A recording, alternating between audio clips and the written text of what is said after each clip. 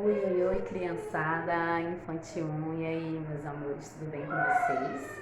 Aqui é a tia Laure, tá falando. Não esqueçam da tia Laure, tá bom? Quem é que tá em casa ainda, quem ainda não veio pra escola, tá bom? Sempre lembra da tia Laure, que eu sempre estou aqui lembrando de vocês com muito carinho. Então, hoje nós vamos fazer mais uma atividade da nossa ficha, tá bom?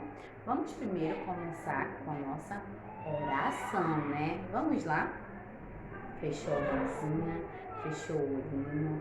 Papai do céu, muito obrigada por esse dia maravilhoso que o Senhor nos concedeu.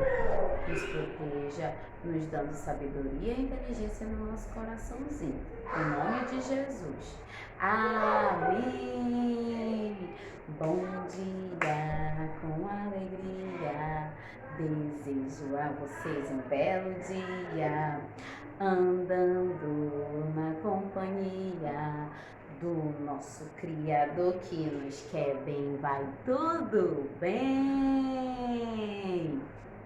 Então hoje nós vamos dar continuidade, né, às nossas fichas, que nós não podemos deixar de fazer o nosso livro, tá bom? Para a gente não se atrasar, para quando nós voltarmos lá em agosto, está tudo atualizadinho.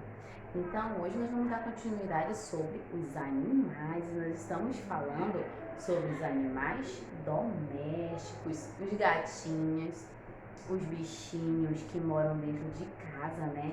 E hoje a nossa atividade, ó, tá muito legal. Nós vamos fazer hoje a nossa atividade sobre um animal doméstico que mora dentro da nossa casa. Então vamos lá pegar o nosso livro. Pegar o livro. Não esqueçam de colocar o nome embaixo, a data, tá bom? Ficha de número 89, tá? E aqui fala assim: desenhe no espaço abaixo o animal que você tem ou que você gostaria de ter em casa. Você tem algum bichinho em casa de estimação? Um gato, um cachorro, um passarinho? Tem gente que cria até porquinho da Índia, né? Eu já vi e é muito bonitinho. Então você vai, ó, desenhar nesse espaço os animais que moram na sua casa ou que você gostaria tanto que morasse, mas que não dá porque você mora em apartamento, ou que também o papai e a mamãe não pode estar cuidando, né? Porque eles trabalham. Mas você vai desenhar aí o animal que tem na sua casa ou o animal que você gostaria de criar. Tá bom, criançada? Eu fico esperando, ó, lá no aplicativo Atividade, ó. Um beijinho e depois fiquem com o linkzinho que a tia vai deixar sobre animais domésticos. Tchau, tchau!